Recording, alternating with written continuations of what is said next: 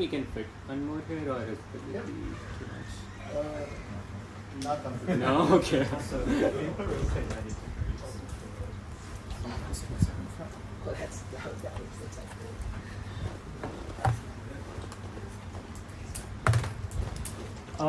Okay, I think we can start. We have a very full room. Hi guys, I'm Shivam. Thank you so much for giving me your time. So we know like transformers have been around for 5 years now. Actually, wait, 8 years now. And so much has changed in the last 8 years. Like back then in 2017 when the paper came out, the authors did not anticipate the kind of impact it will have on the world in the next coming 8 years. So today we'll actually go down the paper, but we'll also like build up a history or like how we arrived here. So this class is basically how we arrived in 2017, and the next 5 lectures will be what happened since 2017 till today. So this class is also because like everyone here is from like different backgrounds, different like there's a lot of diversity in the room.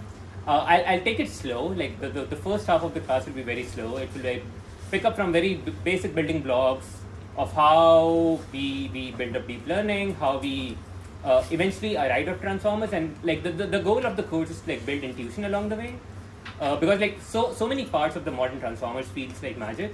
To be honest, like a lot of it is still magic. Like we don't fully understand every part of it, but the goal of the class is to like build some more intuition about like how was the journey in the field, what happened, what changed, what is still the same, which is like, to be honest, most of it, but what are we trying to change and why are we trying to change those pieces. So the first half of the class is basically like very slowly ramping up to the transformer model, and then the second half we'll actually like dive deep into like what exactly is the architecture, how exactly is the model, and stuff like this. I'll be sitting here. Let me know in the back if like everyone can hear me. So yeah, we'll start the class. Oh, by the way, the course is this class is divided into different sections. Feel free to like interrupt me, ask questions in the middle, but I'll also give you chance after each section to just ask questions, clarify doubts, and stuff like that. Okay, yeah. So the name of the course is Frontier Language Models. To start with, like the first question is, what even is models? Like when we say this thing called Frontier Language Models, what do we mean by the word models? At a very high level, models can be any machine which takes some form of input from the world and try to make some predictions. So human brain has like a model, right? We have a predictive model all the time. Let's say you're driving a car in New York City, right? Your input that you're getting to your senses is this visual input coming from the world, and without even realizing, you can like steer the steering, use the clutch, press brakes. All of this is like prediction coming out from your world model of how the car works. A lot of it happens at very intuitive sense. So this is something which has been like goal of machine learning, now called artificial intelligence, of like can we bake these knowledge, can we bake this intelligence in silicon, in machines. And we have been trying to do this for like over like 75 years at this point now. Like starting like 1948, the very first neural network was conceived, but it took like over like I guess 7 decades to like arrive where we are today. So as a very simple example, what a human is really good at this problem, right? If I give you an image of cat, or if you look at a cat like on the street, you'll be like, yeah, that is cat. And this is a very simple problem for us. But this particular problem has been like a very hard problem, going back to like the 1940s, 1950s. And we have been like trying to solve this problem of like, given an image, can we just classify this, like what this thing represents? And historically, this has been extremely hard for computers to do, because computers were really good at like memory and processing stuff, but really hard at like any form of intelligence that like humans natively, like we take this thing for granted, right? Yeah, so historically this has been a really hard problem. The very first, or like one of the very first attempt to do this was using neural networks, and in this class we talk about what neural networks are, how they work. But one of the very first attempts to solve this problem was, can we design some form of neural networks, one which works on silicon, which can run on our modern computers, or even like back then punch card machines, and can we output like just simply this class called cat? And remember, this input to our eyes, this is like a cat, and you can like look at it and identify it. But to computers, these are just pixels, right? You have like a 3-dimensional object, and this is a 2D spatial thing, and each thing has a pixel, and you're trying to identify what class this is. So one thing that we like in 1948, someone proposed is this thing called neural network. We look at this diagram again and again in this class. So let me just try to build what this is. So again, remember, we are trying to like feed in an input, and we are trying to get some prediction at the end of it. This thing is called neural network. We'll dive into what this is, but let's assume this is some black box. What we're trying to learn is some representation of the input. You can imagine in your mind you have some latent representation of what a cat is. Like if you look at your fMRI or like your like neural activities firing when you look at cat, that would be the internal representation, and we are very, very efficient, right? Like I'm pretty sure like we don't have different representation for different kinds of cats, right? They all like probably are similar in our mind, and that is one goal of this representation is like if you like find two different cats, they should be very close to each other, because all we care about is like can we take this image and like learn something in a high dimensional space which represents something like cat. But given if we have that representation, how do we even use that thing, right? Because we don't care about representation, we care about predicting something in the world. In this very simple example, what we do is we take this representation and convert into two numbers, and those numbers will simply specify the probability that this is cat and the probability that this is not cat, and they'll add up to 1. That's it. Like this is the very, very core building block of what a neural network is. And if you think about it, let's say this neural network is like some black box at the start. At the very start, this like if you pass in a cat, you'll just have random numbers coming out of it, right? Like at the output, at the probabilities, you'll have random things because we don't know, like the neural network does not understand what a cat is. All we are trying to do in like training a neural network is we show it images of cat and we show it images of non-cat, and all we're trying to do is like turn knobs within this network, so it becomes more and more likely that this is like the network becomes more and more likely that the final output becomes a cat. And we'll just take this idea and just stretch it out in many ways, see how eventually language comes into picture, and see how this thing can be like applied to languages. But yeah, again, this is a very simple high building block of like everything which is to come. Also note that back when we started doing this thing, no one was actually bothered about language. Like NLP or language was a very small field which was doing its own thing, and one reason being that images was just very intuitive to understand and like very easy to work with. So the history builds up from images, but we'll slowly move to language. Is there any question at this point? Okay. So the very first attempt to actually solve this came in 1998 from Jan LeCun and co-authors, and this was like a very simple first neural network. The goal of this neural network was to take characters, either numbers or simple characters, and like just trying to predict what character this is. So this was one of the very early neural networks. It was a very, very small neural network, came out in 1998. This is how it looks like. We are not going down in the details of it right now, but again, at a very high level, what is happening is you take in an image which is this 3-dimensional representation of a grid, you apply some transformations, and at the end of it you get, in this class they're trying to like classify a digit into 10 classes. So at the end of the day you get like 10 numbers basically, and those 10 numbers are probabilities and they add up to 1, and you just choose the max probability, that's it. And if we have a really good trained neural network, we learn how to train this thing, but let's say we tune these knobs to like actually classify this image, the 10 probabilities should just make sense for every new input. Like any character in the any digit in the world you show to this network, and it should do the task. So back in 1998 we had like very small networks, and this thing actually worked. I think this was like deployed for like reading checkbooks or like checks from like neural network, where you can like read simple digits, because it was a very hard problem back then.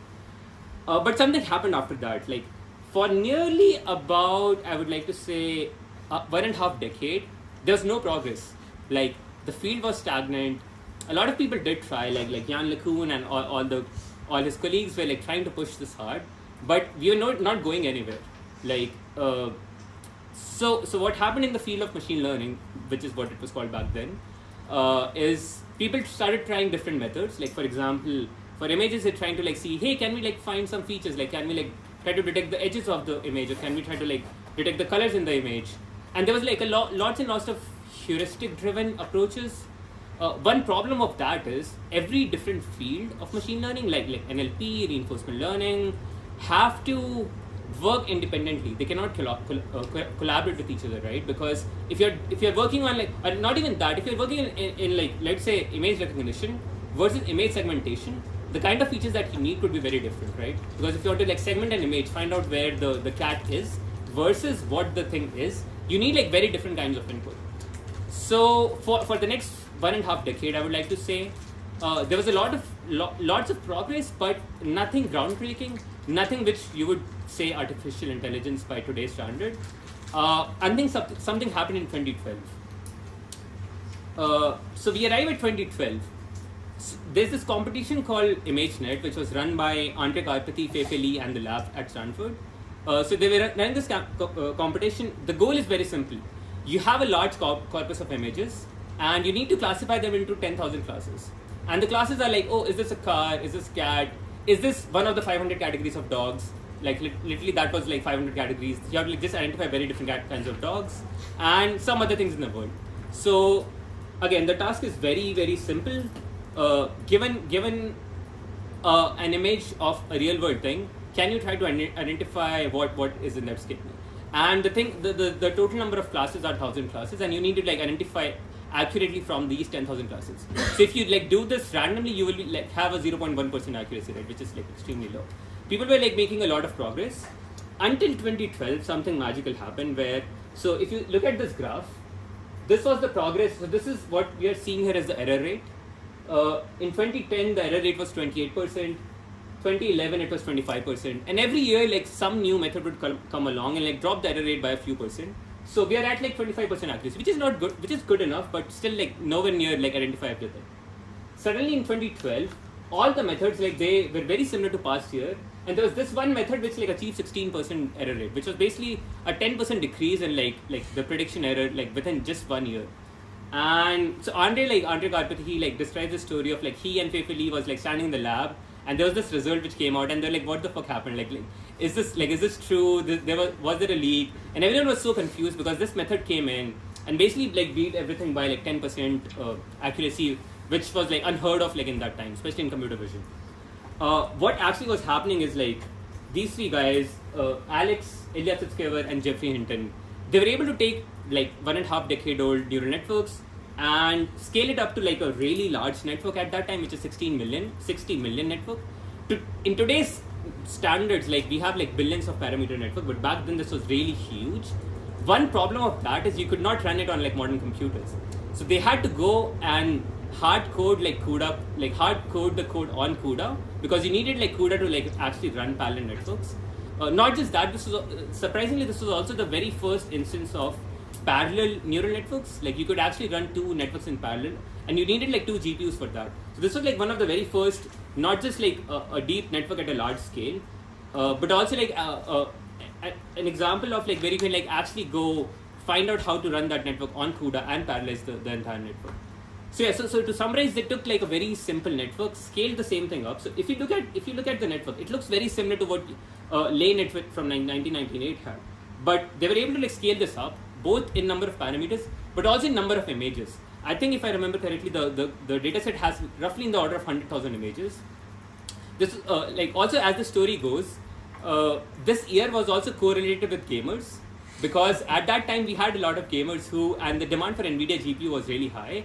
And I think they had really good compute lying around, which they can actually use to train neural networks. And that is how like the story of entire neural network began in like 2012 back then with this particular image.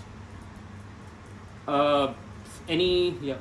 I have a historical question. So, were these the first people to come up with the idea of putting the neural network onto GPUs, essentially, or no? I think the first successful ones. I think probably the first successful ones. I'm pretty sure this was tried even in the 1980s and stuff, or like I'm not sure when CUDA was around. But actually, no, there was a speech example even before that. Like in 2008 or 9, someone tried for speech, not as successful. But yeah, this was like like one reason this got popular is just because of this graph. Like you don't see this kind of thing, like 10% increase in like performance every day. So yeah, but I'm sure there were like definitely other examples of different instruments. Yeah, so now you have this amazing network which can like take images. Okay, another great thing about this way of learning is, as I mentioned, historically you have to like hard code or hand design features. By that you have to like think of lots and lots of intuition of how to solve the problem goes into like solving that thing. This thing is like purely data driven. If you think about this architecture, you take in an image and you're getting an output, and initially these are just like 10 random, or like in this case 1000 random numbers, and you try to find this thing called gradient, which is which direction should I tune these knobs to increase my performance. In the entire architecture or in the entire training process, no human sits through and thinks about how do I modify the network, how do I modify my problem statement to solve this particular problem statement. As a result of this big intuition, in the same year, the ImageNet also runs this image segmentation competition, and they were able to actually like have a really high score in that problem. Usually, like historically, these two results, like not the same team did not win both the competitions because people were like going hard on like one kind of problem to solve. But again, with the advent of this kind of like training, the entire field basically became independent of like what problem am I trying to solve. The only recipe was, can you get a large enough supervised data set? Again, remember, you still need supervised pairs. You need like an image, and you need someone to tell you what this image was. And like Stanford's lab, Paper Lee's lab, spent like a lot of time getting this data set in like hundred of thousands of images labeled from the internet, which was like very, very important. And like later we talk about how this constraint was a bit relaxed. Yeah, so as I mentioned before, this is high level what a neural network is. All you want to try to do is get a good representation, and then you get like probabilities of different classes. In this case, you get like probabilities of 1000 classes. A very, very simple neural network is this thing called a linear network.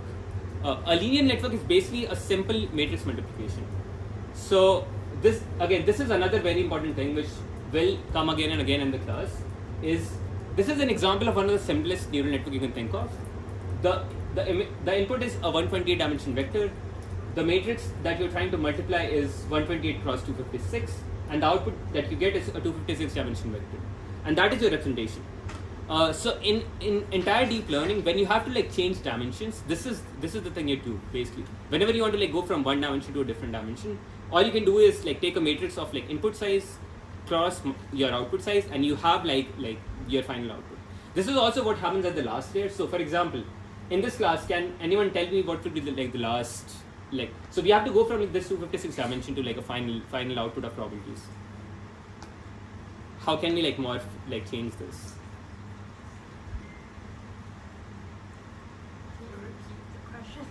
So the output representation in this case is 256 dimension, right? The final layer, that like the final thing that we want is like this embedding of 1000 dimensions, because there are 1000 probabilities. How do we go from there to there? Yeah. Do you do a matrix multiplication? Yes. Yeah. 256. Right. Right. So you can just do a simple linear layer, which is 256 cross 1000, and that is something that we'll just use again and again whenever we want to change dimensions. What intuitively is happening, you're taking a 256 dimension space and trying to morph it into a space of 1000 dimensions. What would be the property of that 1000 dimension space will be dedicated by the loss function. So yeah. Oh, I'm also curious. The input is 128, but is that the image pixels? No, it is not. This is just a general example. Okay. But yeah, that's a good question. It totally depends on what problem you're solving. You somehow have to take the image pixel and like bring it into a fixed size of dimension. Yeah. I have a question. Yeah. Why isn't the transformation matrix for representations for probabilities represented in the diagram? I'm sorry, can you say? Why is it represented in the diagram, the transformation? Oh, matrix? I just missed it. Oh, okay. Does it have a specific name? I don't remember, but maybe. Yeah, but I just missed it.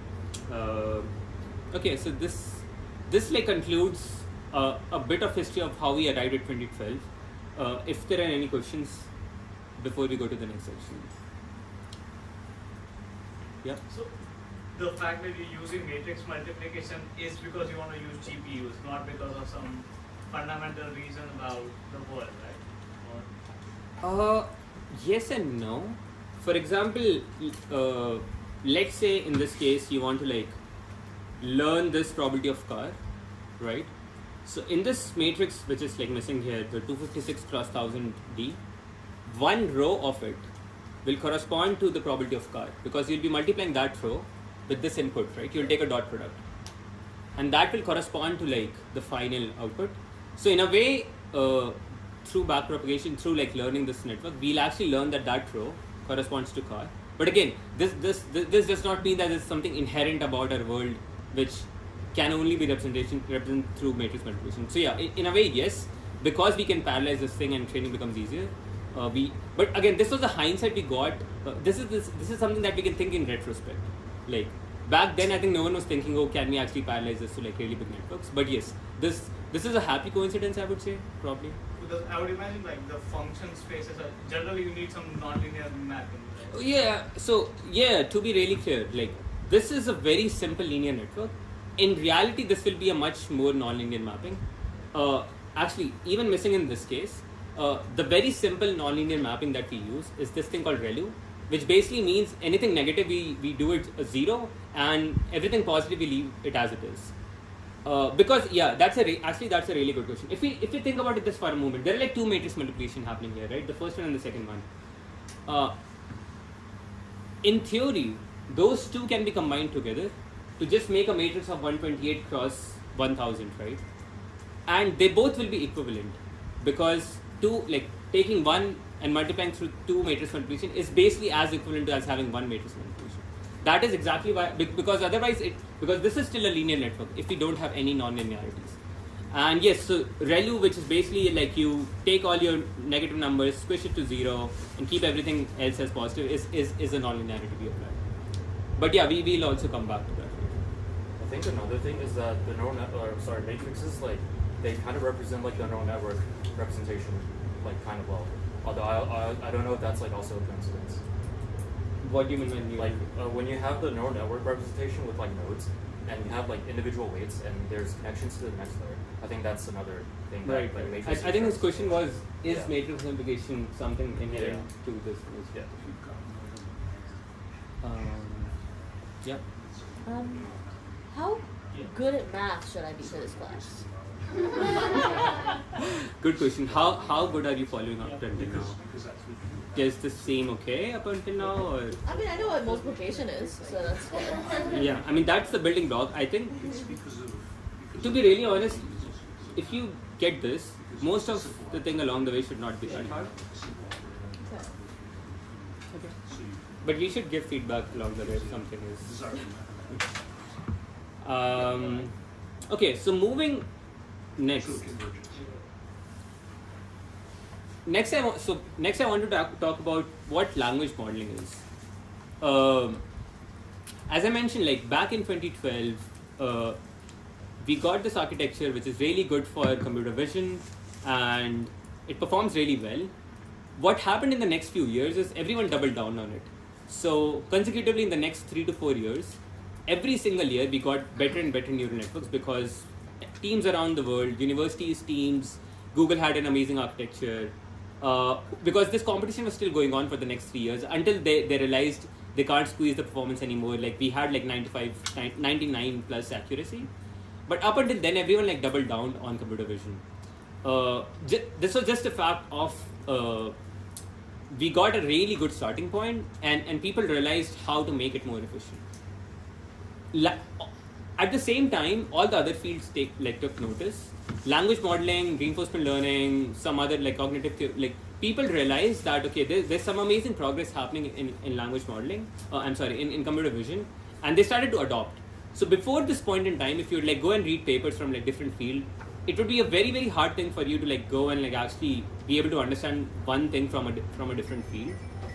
But starting 2012, the papers started to become very, very similar, because all the papers basically started to use neural networks. they had this thing called forward pass, they had this thing called backward pass, they had this thing called learning, and which is a very, very good coincidence, right? Because now one thing which is like really good in like CV, they could be like actually adopted to NLP, and people can actually learn from there. So the same thing started happening in language modeling basically the next year.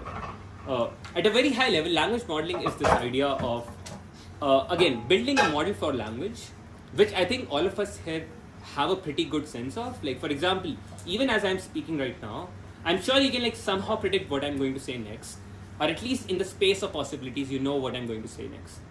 So language back then also, we were trying to do something similar. Can we build a machine which can understand what language is, and not just that, try to solve various tasks that we want to solve with language. Very simple things like sentiment analysis. Given the sentiment, it's crazy this works, should be positive, which was a very hard task back then, because if to understand this statement, you just don't need to understand the word crazy, but also in the context of this entire sentence. Like, the context is very important, because if you have like very naive models, they'll just see crazy and they'll be like, oh, this is a negative sentiment. And this was actually a very hard statement to like classify back then. Or you need like things to do like translation, which was actually the de facto task of NLP field. For one reason, this was a very hard task, but for a second reason, we have lots and lots of supervised data. As I mentioned before, in the computer vision setting, where you have an image and the classes, luckily enough, we had large corpus of like English to French, English to German translations from the UN transcripts, because in the UN conference, someone was actually live translating all these transcripts. And as a happy coincidence, the NLP field basically had these like lots and lots of parallel corpora, which is one sentence in this English language and one sentence in French or German. So this is something which the NLP field was like doubling down on back then, like trying to see can we like solve translation. One of the very early papers which I really liked is this thing called estimation, like trying to find word representations. So as I mentioned before, in this case, we were trying to learn a representation of a cat. In a similar way, they were trying to see can we learn a representation of words. So all we are trying to do here is like forget about sentences, forget about anything complex. Can we just take words, like very simple words like cat and maybe dogs, and see are they close to each other, like in some high dimensional space. That was a very, very simple goal that we were trying to learn back then.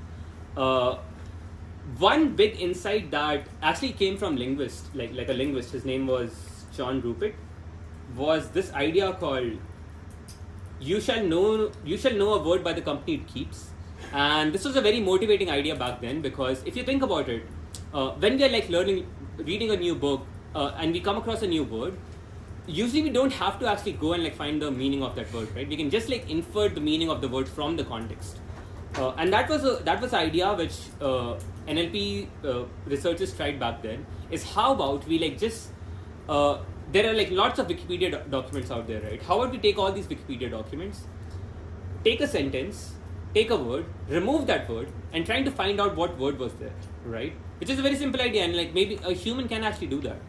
A really good thing about this task is you actually get free data. You get free labeled data, because you don't need anyone to like label data on the internet. You just like get internet documents. You remove something and try to find a word, or even the reverse. You try to you take a word from the internet and just try to find some neighbors along it. So this is like two different ways this paper actually tried to like approach this task. So again, the problem is the same. The problem is, given an input, can we build a good representation so we can classify our output into like some classes? In this particular example, it will be like output into number of word classes. I actually don't remember how many words they used, but let's assume they had like somewhere in like tens of thousands of words, and all we are trying to do is like given some words, can you try to predict a word which is like in the neighborhood?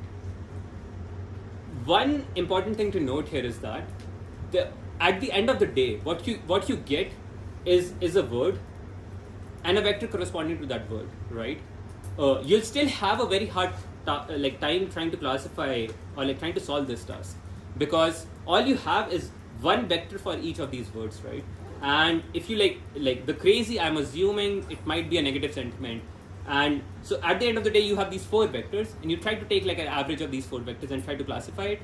You still have lost all the context in the way the word is actually used, because it could be possible that on Wikipedia, crazy is used in a very different way compared to when you want to, like, let's say, do movie reviews or like Yelp reviews, right? The same word could be used in a very, very different context in the way you trained it versus in the way that you actually want to use it. Nonetheless, this was a very, very big achievement, because this is a very famous graph from back then. I'm sure most of you or a few of you would have at least seen this.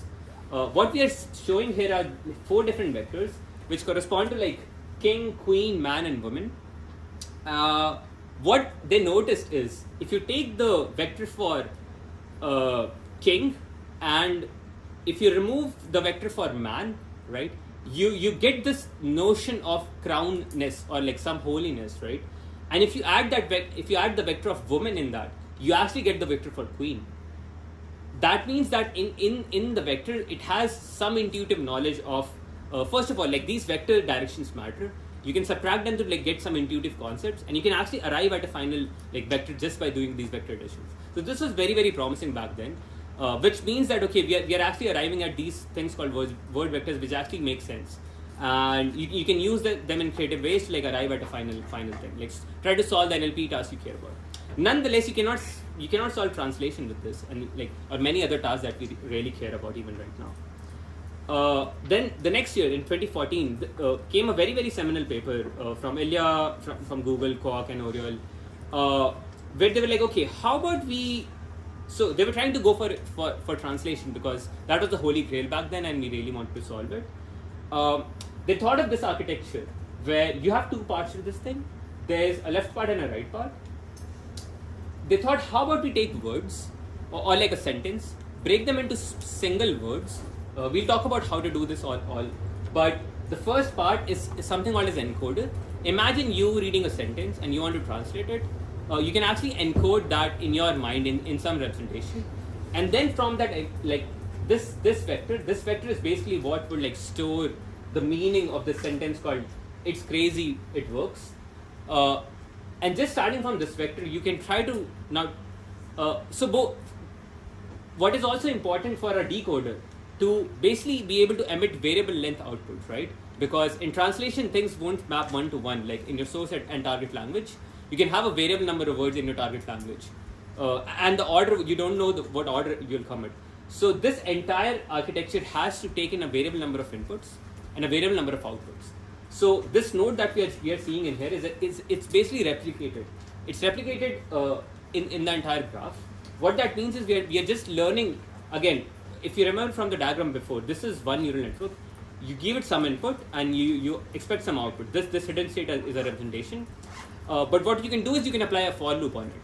Like apply a for loop on the previous architecture where you now feed this output representation back into itself with the next word. And this way you get a variable length input, right? This thing can actually read a variable length input because you learn this thing once and just apply a for loop based on how many words you have. So this representation coming out from every layer is basically the meaning of the sentence up to that word, right? So it's crazy. This H3 will basically store it's crazy, or it's crazy, it works will be like this final vector. And what you can do at the end is like do the same thing where you take this representation which is like storing it's crazy, it works, and try to apply the same weights, or maybe you can also train it differently because your output neural network has a very different task. The input had a task to like encode the semantics, encode the meaning, and the output is to like try to actually output the thing.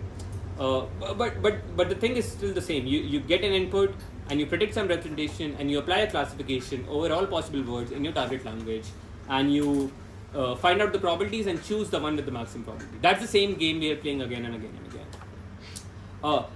Another good question here would be, how do we stop? Like, how do we know when to stop the for loop at the decoder, right? Because the network has somehow to decide. So you just decide you start a special token called end of sentence, and you just let network like decide that token and output, and that is how we stop. This thing was like very, very interesting and also very important because even model neural networks basically are the same thing. Like at the heart of it, like at the heart of ChatGPT, what we have is this thing called decoder. We basically mixed both of them together, an encoder and decoder. We changed many parts of it, and we'll build up to transformer. But at the heart of it, this works in a very similar way. You learn one network and you apply it in a for loop, and you decide an end of token, and you let the model decide when it wants to stop and when the job is done. Are there any questions here before I move on? Sure. Two questions. Can you give us a sense of the dimension of the encoding vectors at word encodings as well as the hidden layer? Right. So these are all your design choices, but back then it was like something like 64, 128, something in that range. Is like how your H1 or how your this will be. So they're of a similar order. The hidden layer. Yes, was more or much less. larger. Yes. Actually, another thing I want to point out here is these days we are like very used to one architecture solves all problems, and now I think we take it for granted. This was not the case back then. Like if you were to like go back like 10 years and like tell someone, they'll be like shocked and surprised and like, what, this is impossible that this is true. So back then we would like take this thing, start from scratch, and train this thing to solve a task, like this task for which you have the data, which means that you can just design an architecture that you want for your task, right? So these days, like you have these pre-trained models which have a predefined architecture which you like fine-tune for a task, and you cannot change it because it's already like baked in all the knowledge. Back then, all these things are because trained from scratch. You just decide your own hyperparameters. And not just that, you just like try all of them. Like you have GPUs lying around, you just like trying different sizes, see which one works for your task. Like this is one crucial difference of like how things used to be and how good things are. Yeah. Can you describe what attention bottleneck means right there? I am just coming to that. That was my question, but also in the CPC paper, did they talk about attention or assessment and like? No, they did not talk about. I don't think so. The attention word was not mentioned in this paper. No, but it was pretty evident even back then that this becomes very difficult, or like this becomes extremely hard as your sentence length grows. Right? If you want to like translate a sentence which has like 3 words versus which have 10 words, this little guy here has a lot of job to do, right? It has to both, like this one vector in some 120 dimension space has to store what all the words are, what their order is, what their meaning is.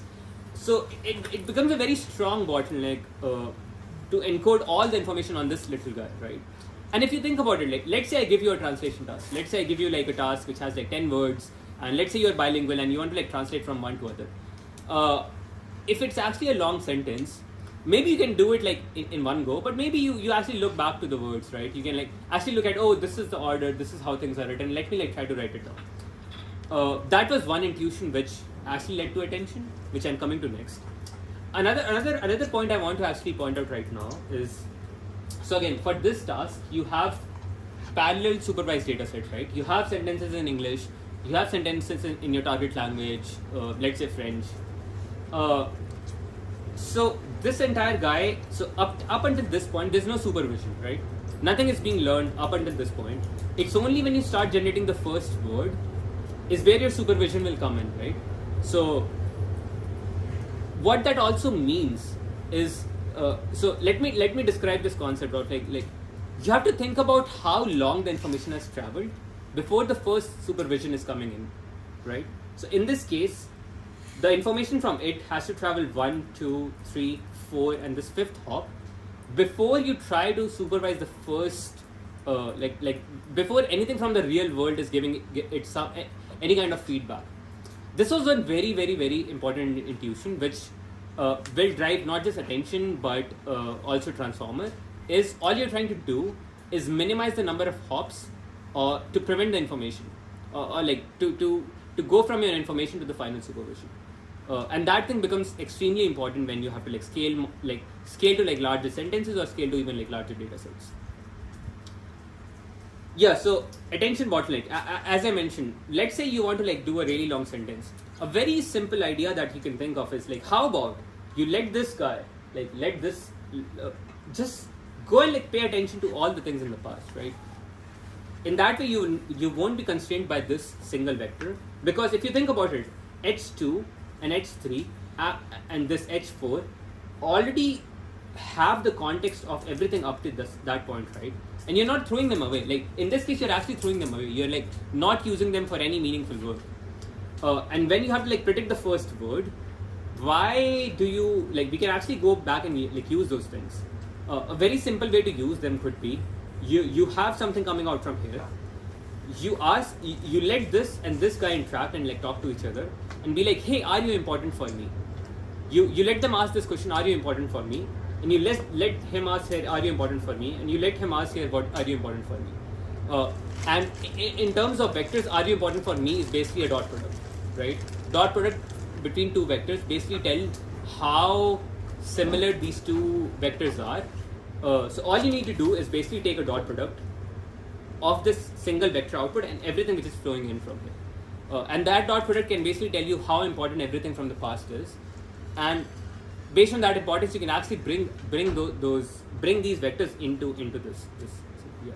So is there some intuition for why the lengths themselves don't mean very much? Like why do you just care about the angles? Because if I just asked you like how important things are, the naive thing to do is you compute the distance between them and not the angle, right? Not in height. Sure. Actually, this is a design choice, but in that space, again, this was like tested back then. People tried Euclidean distance versus dot product like cosine similarity. Yeah. I think in the high dimensional space, because these vectors mean something very similar. If they're actually next to each other, the dot product will be 1, right? And you're like, trying to aim for that, like because the way they will be trained, you want the close semantic things to be close to each other. But again, this is not a full explanation. It was an ablation. People have tried it, but I mean, I'm asking this because you could think of maybe this is too technical, but then like it's sort of like a projective space and not the full vector space. Right. Yeah. I think it might, I mean, this is just a guess, but it goes back to what we talked about before. I think dot products are really efficient in use because you just make some multiplications that parallelize really well for other type of functions. Yeah. I don't think so. And almost all the information is but in the angles. distance still bit makes sense. It's So just the one question is magnitude. So even unit vectors. Yeah, that's what he was asking. But I think it's like also a thing when Because you like computing distance. not it works one. because it's abstracted into a very, very high dimensional space. But yeah, actually that point will be very, very valid when we move to transformers. Like it becomes much more efficient to actually calculate it in. Like it just comes down to matrix completion even then again. Yes. So this paper from 2014 was from Bandanu, Cho, and Vencio, where again they're trying to solve translation, and they realize this thing that the decoder, we have a fixed bottleneck, and we're trying to like see how we can like overcome that fixed bottleneck, like because everything is being stored from that fixed bottleneck. And they propose this thing called attention, which basically is the same thing where you have vectors from future, and you let them take dot product from everything from the past, and all you can do is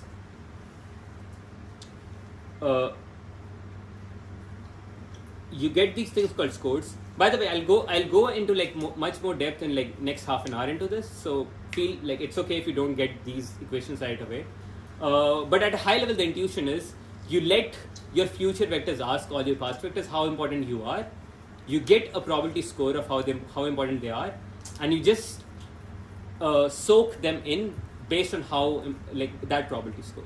But we'll come back to this in like basically half an hour again. When we go into transformers, we'll come into this idea of attention again. But yeah, this was one idea which was the biggest stepping stone into like actually making translation work, and not just that, just making like text generation work. Because like people back then, they were trying text generation. For example, like these are like some things from like roughly 8-9 years ago, and at a high level, these look like text from like Wikipedia or like human generated text. This is from like Karpathi's blog. He even like tried feeding in like Linux source code repo, and the thing that comes out looks like code. It doesn't compile. It doesn't make sense. none of it like was actually valid back then. It can actually even like generate academic papers, but I would call this was like pure hallucination, and everyone was very excited back then because this was like the first instance or like one of the first instances where you have a network which can like at least output a plausible thing which could have come from a human, though none of it makes sense. So one of the very first examples of like how these models learn to mimic form but not the content, like they were able to pick up on semantics. Even like syntax was very hard for like this looks something like C, but this definitely does not compile, and like none of this actually makes sense. But again, back then we were like still trying to like write out code. Like there was still code generation, they were still trying to solve math problems. But again, this was just like fun little examples. And again, this was like going on in a small NLP corner. Image vision was back then really big. Not just that, reinforcement learning was a very, very big back then. NLP was a very small field. Everyone was trying to push reinforcement learning. This was around the time when AlphaGo came around the time we solved Dota. So we at this like NLP was this little cute field trying to do their own text generation, and everyone was like, all the big labs were trying to like double down on reinforcement learning because things were actually working. The problem was with reinforcement learning was you still didn't had anything which actually generalizes across problems. You can like go hard on like Go and like actually solve Go, but you'll had a very hard time like letting it play poker or letting it like play something else. And one goal dream of like machine learning or artificial intelligence was like, can we build something really general which can actually go ahead and like solve any task? And again, we were like still very early, and this was one of the starting points of like how we'll get there. Yeah, before I moved to the next section, any questions, any things? So you mentioned this paper introduces attention. What's the missing component? Home Assistant came back. Yeah, Home Assistant is on it. What's the missing component? You guys turn it off. Yeah. I'm just leaning on my What's the missing component between this and like the attention is all you need paper? Right. So I'll actually answer it the other way around. This still which is not working. Okay. Like we still have a hard time translating large sentences. We cannot translate in like other languages. As you saw, like the text which comes out is plausible looking, but it does not make any, like it does not actually mean anything. So we still had architectures which were very limiting in how they're processing information. One very simple. So coming back to that idea of like what is the distance between your input and output, right? Your input and where your supervision is coming from. If you look at this graph, and if you look at like, let's say there's attention like on top of it, the supervision this token gets, right? There's a direct supervision, but then H3, like H3 is basically based on H2, and H2 is basically based on H1, right? These and like if you think about it, H3 now goes to this the final token. If you plot out the graph, or like this is called a computational graph. If you actually plot out the graph, it's very narrow and very long, right? The final out supervision which comes, it has to come from the final input, and this is a very, very long graph, and long graphs are both hard to optimize but also hard to learn. This goes to the same point that your supervision and your very first input has a very long trail before they're connected. I think this was one of the core intuitions which authors from Transformer paper realized, is how to like minimize this pathway between your output and input. But there are many other innovations. So we are just about to go to that section next. Sounds Yeah. So just to make sure I'm following, so this is basically before Transformers but after attention. Yes. So this was before Transformers. We are still in like 2014. We still have like 3 years to like come to Transformers. But yeah, we did find attention. Oh, by the way, another fun fact. As far as I remember, so there were like 2 variants of attention. They both came in the same month or like in like months next to each other, from different labs, independently working, which is very exciting. They had very slight variations. One of them was called Bhandanu attention. Another one I don't remember. But yeah, so this thing happened at the same time. Karpati actually asked, so in one of his lectures he talked about, he actually emailed Bandhanu and asked him like, how did you like actually, like what was the intuition behind like coming up with attention? So he said that he grew up like English was a second language and he never learned English, and back when he was a child, when he used to like translate from his home language to like English, he used to like go and like look at the sentences and like he has to like solve these like translation tasks. And much later in his PhD life, that intuition actually came to fruitful, because that is how he like conceived attention. You gave basically your model a way to copy paste, like a mechanism to like copy paste from input, or like find things from the input that you want.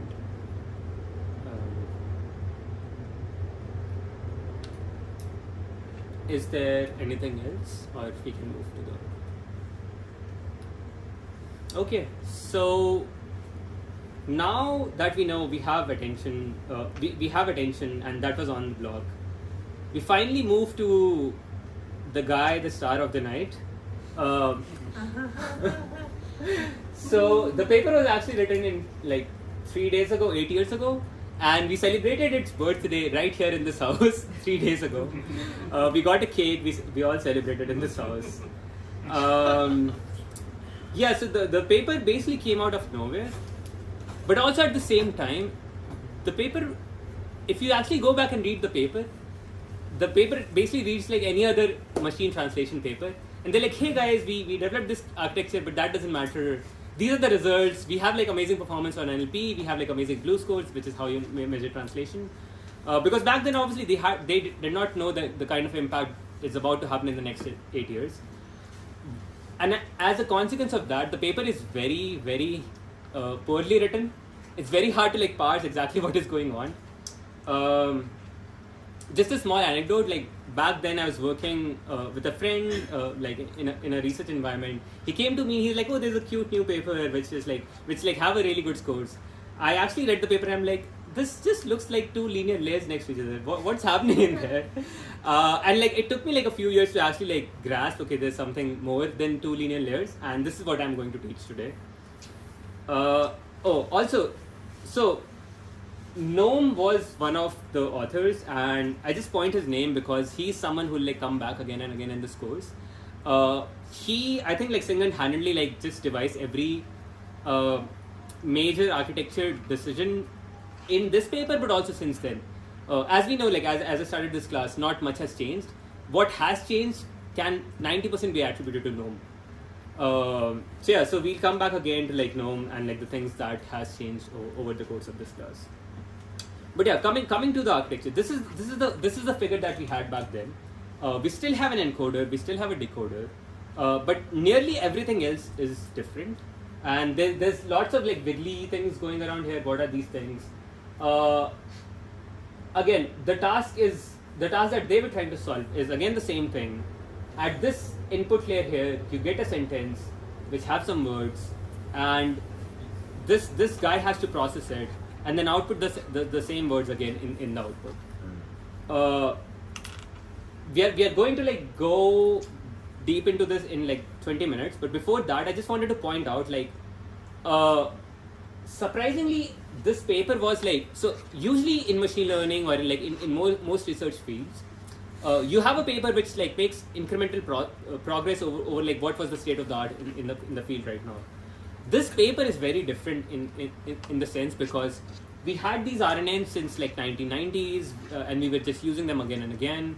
But this paper like basically deleted the core component of NLP, which was RNN and LSTM, which was like very weird and like also very hard to parse. As in like what like this is the main thing. Like this is how we do translation. You just removed it.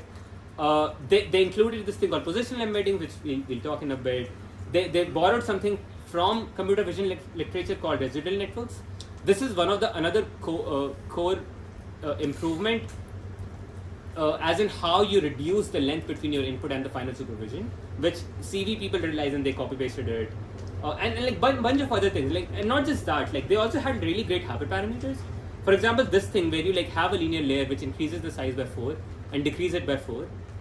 Surprisingly, so many people in the last 8 years, so many labs have tried to like modify the architecture, but this has just stuck with us. Like some of the very core components have not changed, and which is like a testimonial to like how well thought out even back then. This was not just that; it was also well thought out to run great on GPUs. This was like very baked into how the architecture is.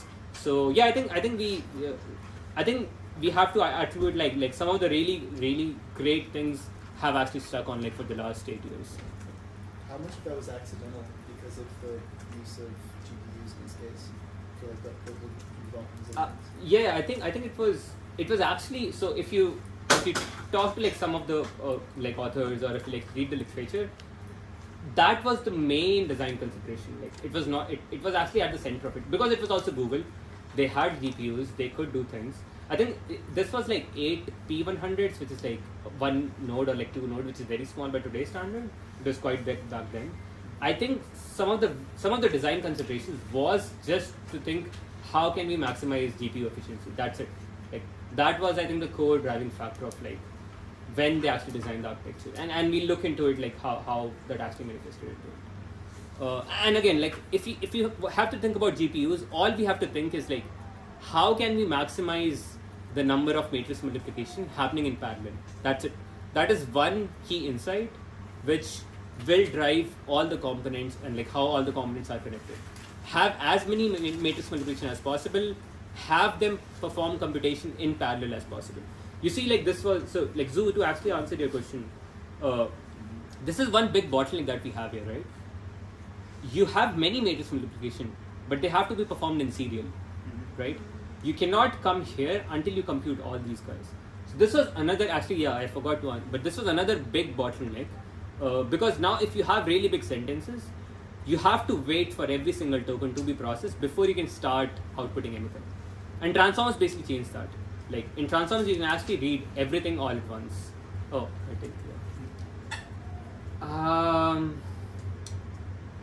Yeah. So it seems like the previous guy did not have an MLP there. So was MLP something people were just putting in, or was you that mean another here? thing? Yeah. No. In here there are MLPs.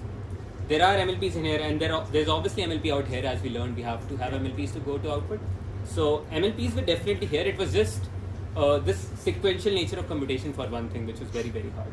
Like sequential nature. So to actually read your input was a very hard thing. Yeah. So I know you know a lot of lore around research. Do you know why this paper has such good architectural decisions but was so poorly written? No, I don't know. Okay. It could also be an artifact of like just trying to explain a totally new idea to the same crowd. Yeah. Because the people who are reading your paper are still the NLP, not even NLP, just like machine translation crowd. So they somehow like had to morph these new ideas in the original sense. First that, and second, see, we are all like learning about the architecture right now. No one is talking, like I'm not talking about training, I'm not talking about everything else is going on. And even in the paper, they're like, oh, we have this architecture, that's fine, but let's go to the results, let's go to how we trained it, let's go to like what the data was. So yeah, the very architecture is like not fleshed out in as much detail. I think that section per se.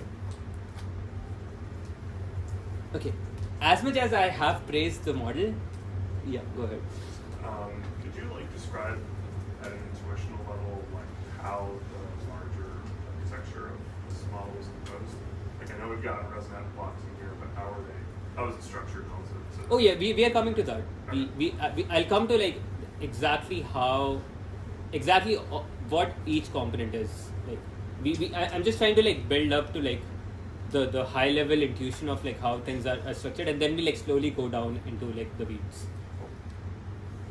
So I just wanted to say, as much as I have like praised this paper and the architectures, there are many things which we still don't understand why it works. There were really good decisions, and there were like many good decisions along the way. But again, the entire field is empirical. The entire field is very much driven by results, and like we try things, they work out, and they stick around, and we don't know how to like change them, because like Adam is another example. Like we have an optimizer which has been around for a decade. No one has been able to like change it. Maybe until this year we are like trying to see some good results. So Noam Sajid, the same guy in a very different paper, wrote this sentence. We offer no explanation as to why these architectures seem to work. We attribute this success all else to divine benevolence.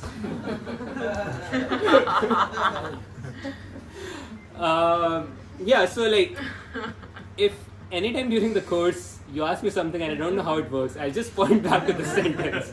Because the guy who made all the changes has to write this thing in his paper. Yeah. I am curious too. So I feel like some of the earlier advancements in neural nets were inspired by neuroscience. At this point, like, were they really actively looking at neuroscience research, or were they just doing their own thing? That's a good point. I think all along the way we have always tried to look at neuroscience research. For example, I think exactly at this point, there came a paper called Curiosity is All You Need, who were trying to like figure out how human curiosity works, or like how, let's say you're like watching like a TV, which is noisy, right? There's just noise playing in, right? You somehow know. So even though you cannot predict the next frame, like predicting next frame is extremely hard, right? But you know you can like actually go somewhere else and like this is not actually important. This is something like they actually borrowed in the paper. Like this was to do reinforcement learning. So I'm sure like even around that time, a lot of research was driven through neuroscience. Even attention, the word itself comes from somehow like how we human pay attention. Having said that, I would highly discourage from making one-to-one comparisons, because even attention as a word, I would say, is very misleading. Because if you go and like actually look at what is happening, like if you think of this entire thing from a mathematical object point of view, as in like this mathematical object is like soaking in like doing a weighted mean over an input. I think that intuition goes to the long run if you start thinking about attention. Because I'll give you one example. Very early on, when people said this is attention, right? Then they wanted to like look at two attention maps, right? They wanted to see which word is paying attention to like what tokens. When they actually looked at it, no conclusive result came out. Like you'll have a word cat which is like paying attention to is and the, but still performing really good. Like not paying attention to like the main auxiliary verbs or like other adjectives. So I would say like having those intuitions are okay, but they can actually hinder you in the long run. And like just going back and thinking that these are mathematical objects, and like building an intuition from that could be really helpful. I personally feel this has misled many papers into like, because like what you name them is obviously very important, and that changes how you perceive these objects, and I think that has changed many.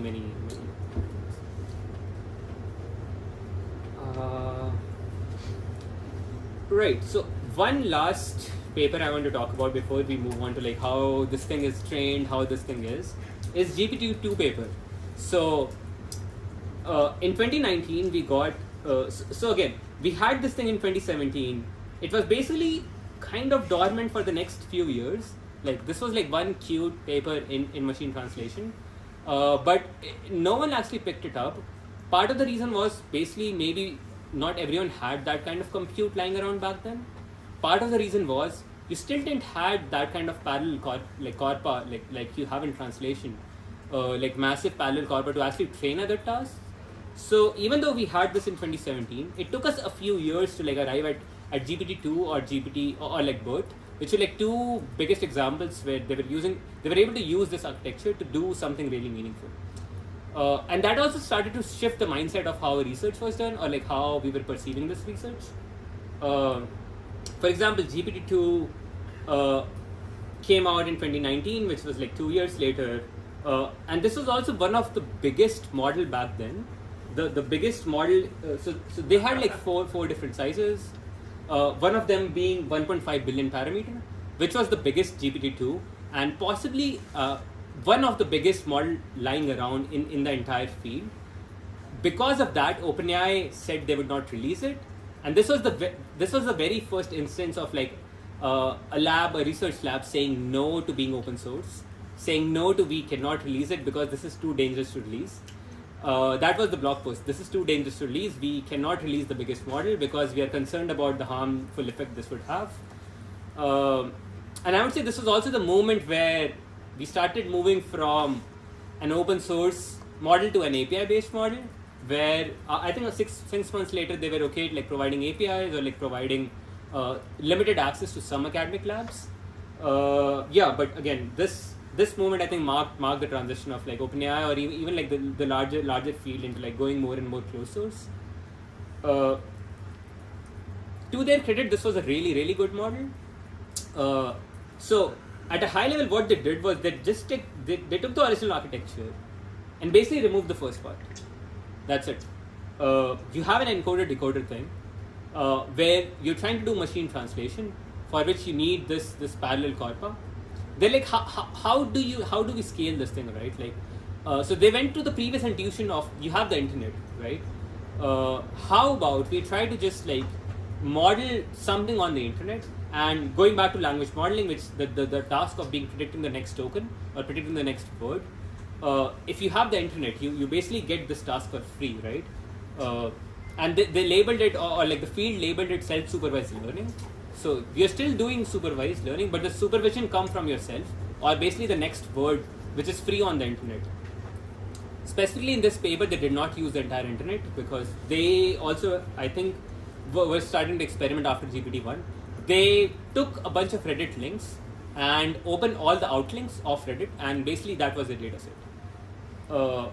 Another very big change which happened right here was this thing called pre-training. Actually, GPT stands for generative pre-training. So this is the moment where they realized, how about instead of trying to solve one task, we do this thing where we try to bake in human knowledge, and try to solve a bunch of tasks downstream. It's basically like saying in our previous example here, you basically get one representation, but at the output, instead of having this thing, you just try to like solve very different tasks.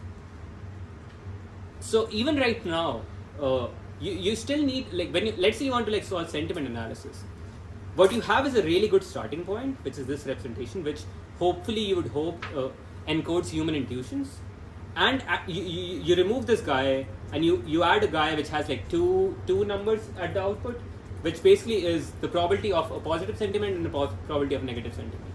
And this is where fine-tuning was kind of introduced. This is the era when like they started.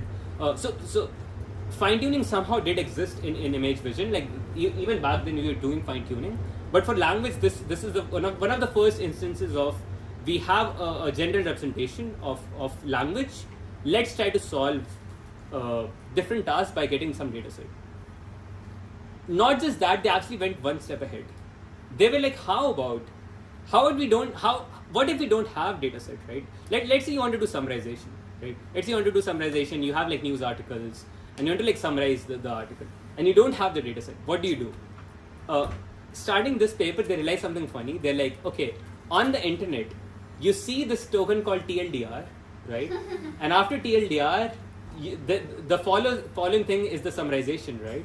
They're like, how about we just append TLDR at the end of a thing and let the model still just complete the thing, right? So basically for free, you get a model which can actually solve like summarization, which is insane.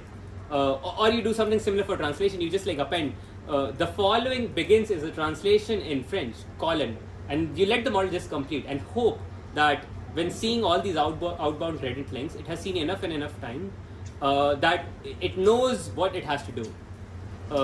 I still want to emphasize how much this is still a completion thing, right? Like this is very different from what we all are used to, which are assistants like ChatGPT and everything, because you ask them question, they don't give you a question back, right? They actually answer your question. This was not true back then. Back then, if you had to like do that, you had to like do things, and probably like one of the first instances of like prompt engineering was like trying to be formed because you started so this TLDR is basically a first instance of like what prompt engineering became to be. One example which became really popular from this paper. So this is the paper. One example which so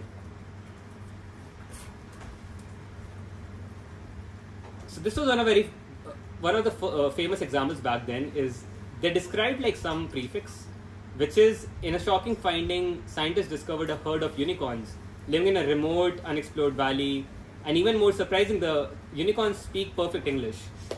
And what follows is basically from GPT-2 is the continuation of what looks like a news article, right?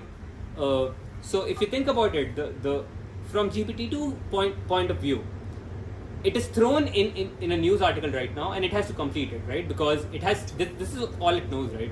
From all its training, it knows that it has seen news articles in the past.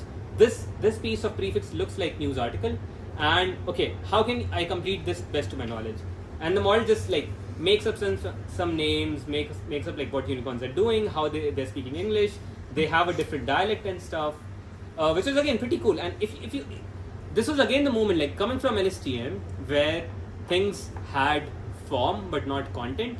This was one of the first time when not just plausible looking but plausible sounding things started coming out, where if you read this piece of text, it actually makes sense and it probably would be funny.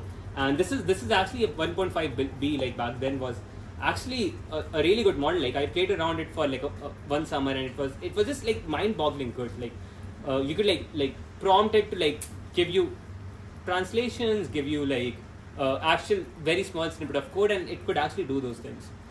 But again, this is all pure language modeling. For example, if you like say what is the color of sky, it would not answer your question, but it would just give you a new question, because possibly on the internet questions are followed by questions, and which is actually even true today. Like we have some base models flying.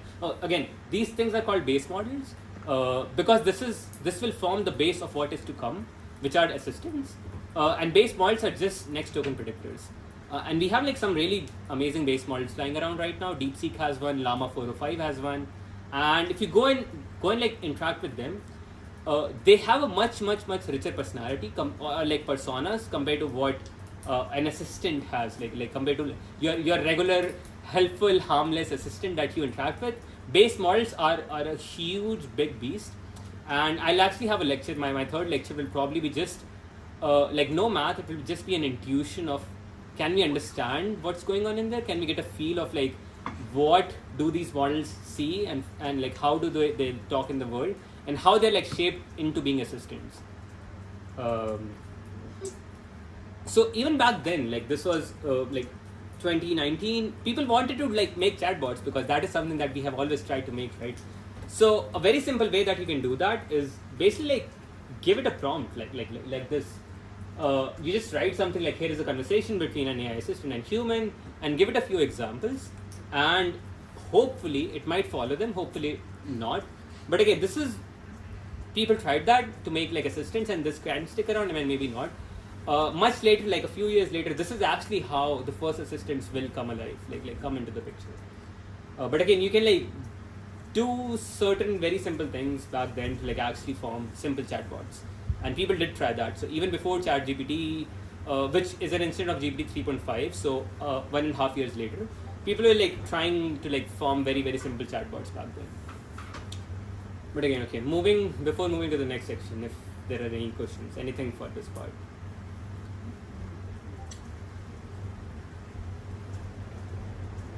Okay.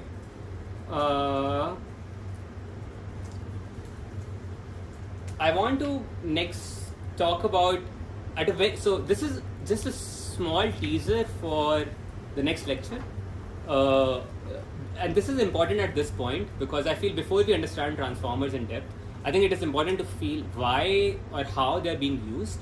So this is GPT, generative pre-trained model, and these are like all the assistants that we are aware of.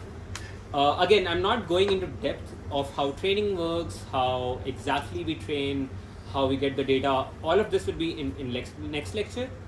Right now I'm just going over a very high level overview. So the first thing that we do is we just get the internet, right? There are like many places you can actually download the internet, Common Crawl being one of them. But there are like obviously all these labs, they have other proprietary ways to get more and more data sets. But the first step is like somehow you download the internet. And this is a very important step because all the open source models, like even today right now, none of them actually, like even DeepSeek, none of them actually share their data process and their filtering process and their cleaning process. Like I think Cho in one of the meetings, like he actually pushed like Facebook's research head, like why are you, like you want to be open but you never like never release your data set, and I think this is still the hidden source. of how exactly they're filtering, cleaning, doing these things. Hugging Face, which is an open source, which like tries to push open source, has prepared all of these steps for us, and we'll actually go over it in next session. But this is the first step. Try to find the internet. Roughly the internet, or like the way that people use today, have on the order of trillions of tokens. I think one version of Llama has 16 trillion tokens. So that is the order of magnitude we are talking about. Back in GPT-2 days, this was like 100 billion. So we went from like 100 billion words to like roughly 16 trillion words from back to today. The next step that we have to do is somehow take a piece of text, right? In this case, Homebrew is amazing, love you all, and the models cannot understand English, right? They cannot read the text. We have to somehow convert them into like this thing called tokens. Like they somehow have to be assigned a unique identifier so that the model understand what are we dealing with here. So OpenAI actually have the tokenizer. Like if you go to this link platform.openai.com/tokenizer, you can actually find an open source, OpenAI's tokenizer, and you can just like try things out here. Like this is a hot room, and what you see below is basically how you break down this sentence into like different tokens. Just a good intuition, roughly in English language, how we tokenize, each word corresponds to 0.75 tokens.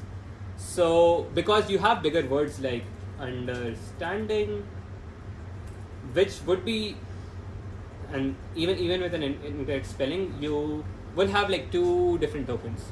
Also, something to note: with a space and a without a space is a different token. So this space and without a space are 2 different tokens, because the models have to understand that if this is the start of a sentence or this is somewhere in the middle. So I think in roughly GPT-2 they had 50,000 tokens. In your head you can just map them one to one to like English vocabulary, right? How you find how we actually tokenize things, how we find out these things, we'll go like later into next session. But at a high level, we just like find the most common words. That's it. Like, we find the most common words on the internet and like assign them 1 token. And if we can break them, we break them. So what we get at the end of the day is basically a huge dictionary of size 50,000, where the key is a token from English language, and the value is a unique ID. And the ID will basically go from 0 to 50,000. That's it.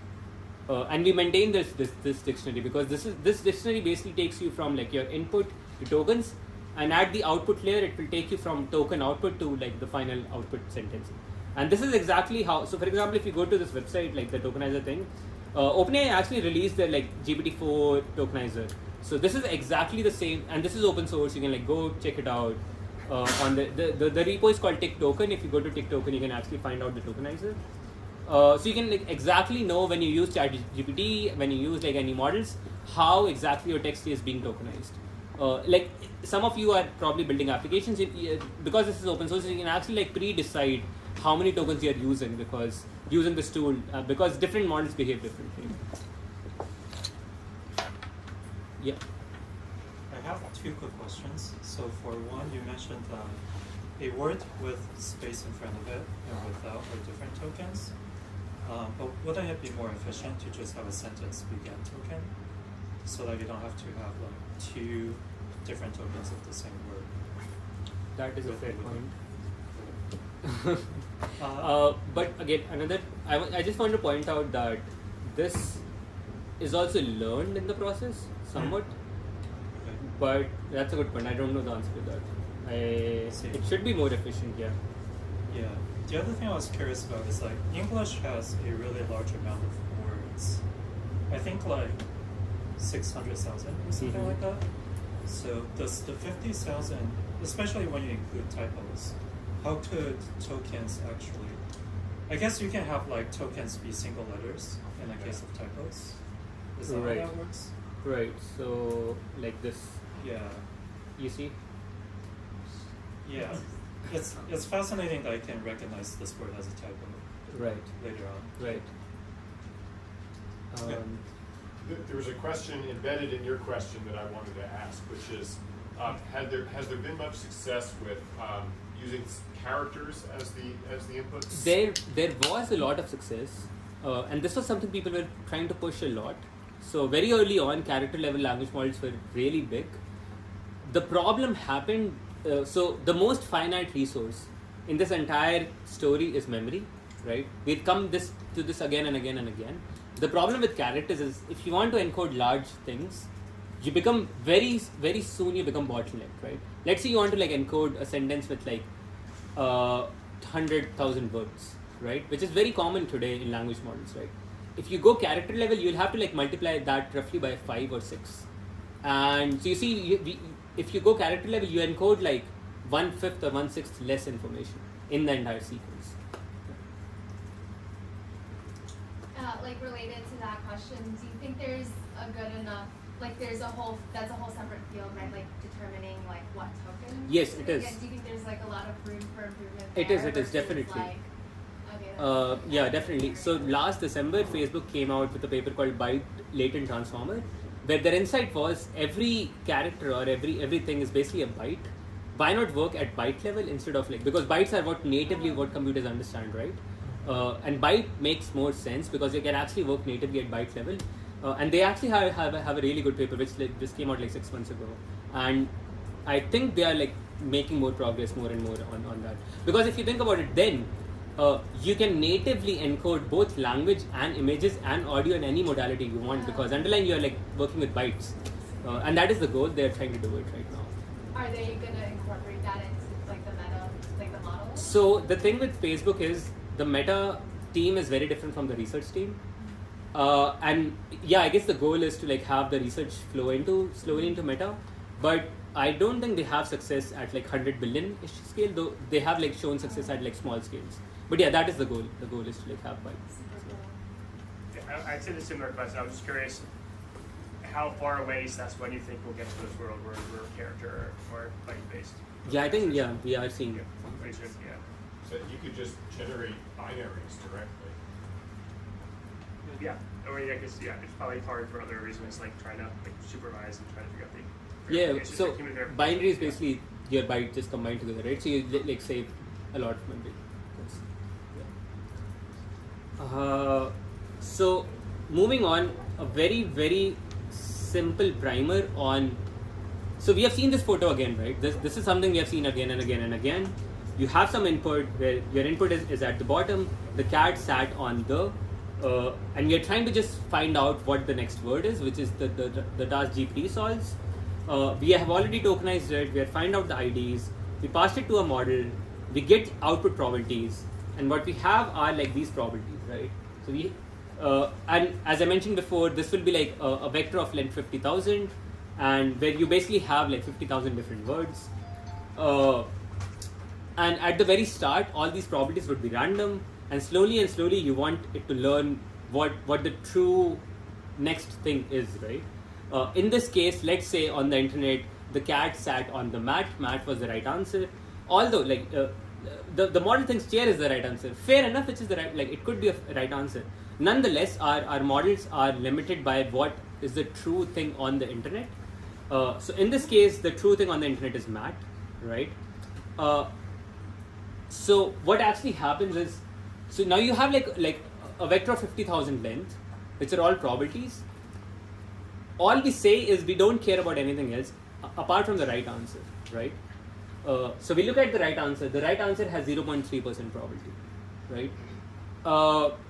The loss function basically says you take a summation of what is the right probability in multiplied by log of the right like what the model thinks the probability of the right answer is. The good thing about this summation is there's only one right answer according to the internet, which is mat in this case, right? So everything else becomes zero. Like all the other right probabilities become zero. All the other terms become zero. There's only one term which is left, which is this probability, which is log of q. That's it. So at the end of the day, we don't care about any other probabilities. All we are saying is, can we take the probability of the right answer, which was on the internet, and make it 1? Because if this is your loss function and you want your loss to go to 0, if you have the probability of 1, this thing will be 0. That's it. At a very simple intuitive level, you take the right answer and you try to squeeze it up to like 100% or like 1 equal to 1. which, if you think about it, is very inefficient because there are many right answers in the future, right? You're not also looking at like other things which are present, like other probabilities could be important. So yeah, I have to point, like, this is another area of active research, though no one has actually made good progress, is we are wasting a lot of compute in some senses. Like, for example, in this case, chair is arguably a right answer. Like, the cat can sit on a chair, right? But because on the internet, on this particular example, the answer was mat, we're actually supervising it to learn an incorrect thing, or like we're trying to bring down the probability of chair. But nonetheless, this is our current loss function, which is as simple as take the probability of the right answer and try to make it 1. That's it. Yep.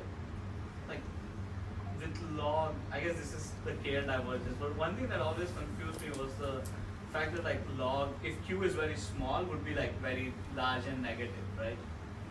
So if the model for some reason gave it like near 0 probability, you will get like minus infinity. Yes. So yes. why don't you just use like P dot Q? That seems that's a good point. That is the reason we have an exponential before that. Yeah, so it seems like you're doing something and then undoing it with the log, right? Not necessarily. So the I'll come to the exponential later, but the problem is you somehow need these probabilities to sum to 1, right? A simple way to do that is like take the probability divided by the sum of everything else, right?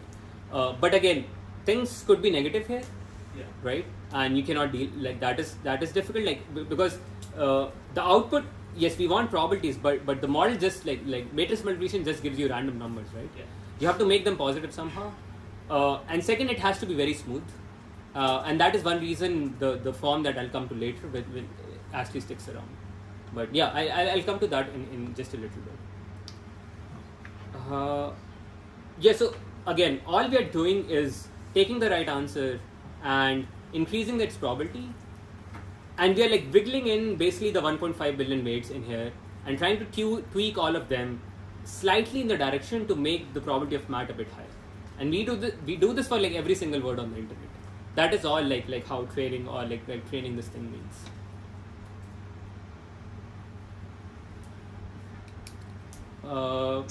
I want to touch on one more thing, which is inference. So once you have a trained model, right? Once you have a model which is trained with like for example GPT-4, how do you use it? How does like ChatGPT gives you the next token? The answer is very, very simple. You start with your prefix. Let's say in this case the prefix is the. You take the token, you pass it to GPT, you get a list of probabilities, and now it's up to you as a researcher to do one very simple idea is just take the max probability, right? Like you have probabilities of every word on the internet, you take the max probability, you get the output. A problem with that is every time you'll get the same response, right? Because if you take the max token, you're just basically sampling one same string, and there's no stochastic nature to the model anymore. And in practice, back then, we also noticed these behaviors where the model will start repeating itself. It will say the cat sat, the cat sat, the cat sat again and again, and it will be like stuck in this loop. So we have like a few different ways we do this. The next very simple way is you flip a biased coin of like 50,000 sides, right? This is because you have probabilities for like 50,000 things, or you flip a biased dice which has 50,000 sides, and you choose whatever comes up, which would just mean the token which is most likely-ish will come out, and this way you also induce some form of stochasticity or randomness in the output behavior. And this used to solve our so we were actually stuck in this problem of like being repeating for a really long time, and there are many things people tried. This is one thing. We will talk about some other things, but this was a very simple way that you asked an example. Once you have a word, all you can do is you can just like put the word back and pass into the model again, sample it again, and keep doing this. And note here like that the output doesn't have to belong in the training data set, right? Because GPT at the end of the day is basically mimicking what it learned on the internet, but it is mimicking a persona of what it thinks it has to predict, and the output can be a totally new piece of text which was like never seen on the internet before. Yep, that is how we do inference. Any question here before we move to the last section? Yeah. Can you briefly go over what kind of research is being done on the optimization of the loss function stuff? So a very simple idea is instead of predicting the next token, predict the next 4 tokens. So that is something people have tried. One intuition for that is like maybe the next token is too hard and objective. Maybe the next 4 tokens, if you like choose them, right? You have to build a more robust internal model, because as humans you can actually predict probably my next few words I'm about to speak, right? Not just that, every input you actually get 4 different losses, right? Instead of 1 loss, you get 4 different supervision from just 1 input. So in theory, this could be 4 times more efficient. That's a very simple thing people have tried. Just predict the next 4 tokens. But there are also totally different lines of work, like diffusion models, which actually recently started to emerge, which was very common. You had used in Midjourney and other places, but also for language modeling. That we will actually talk about in the last lecture. It's like very different objective functions. For example, if you think about it, this is a very in its naive form, this model is very bad for editing text, right? Because for editing, you have to like move pieces around or do different things. Like just token to token prediction would be a very bad model to edit a thing, and that is something other models can actually be really good at. Why prediction may not come from the training set? If we're just predicting like another token, so so if our prediction is not coming from the training set, where it comes from? In what? In this case or in this case? It comes from the training set. You mean during inference or during training? Training. Like Yeah. So the prediction may not come from the training set. no, it comes from the training set in how we train it right now. Oh, okay. There is a possibility for it not to come from a training set. For example, you can have a much stronger model try to predict the next token, right? A good thing about that is a much stronger model will not just tell you what the true next word is, but it will actually tell you probability of every possible true next words, right? Because a much stronger model will actually give you all these probabilities. And you can try to learn all the probabilities instead of one true probability of the internet, right? That becomes much more efficient in like how you learn. Because then there's no one fixed reality, but there are multiple possible realities that you can all learn. You can learn the entire distribution. That is actually most likely one of the ways how OpenAI distill models from like GPT-4 to GPT-4 mini or like smaller models, where you have a much stronger model be distilled into a smaller model. Try to mimic or learn what a bigger model knows. Sorry, I'm a little confused with the process. So you organize the whole training set first. Yes. And then you batch the training set. Yes. For actual training. Yes. Oh, okay. That is true. We tokenize the entire thing. I'll go into this in detail in next lecture, but we choose a sequence length of like how many tokens do we want to feed in right now, and then we try to predict every token in that sequence for every single word on the internet, every single possible sequence. I think I got confused by the same thing, so I can try and explain. Is I think he was saying that the total output string might not be something we've ever seen before, but each token is something that we know. Right. But can they put like 2 token, like just producing a new word because token is not a word? Yeah, they can. Which actually more recently, if you have seen Google, if you ask Google for like random words, define random words, and Google has this AI overview, it will actually try to like define a very random word and like come up with stories of like things not on the internet.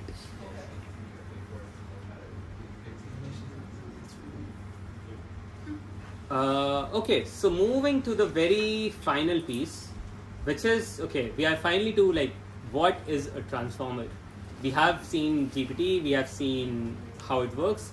We are finally like talking about what is going on inside. So at a very high level, there are two main building blocks. The first block is called attention, which we already talked about. The second block is called MLP, which is basically 2 linear layers, which we have also talked about before. So this is basically the story of everything coming together in a way.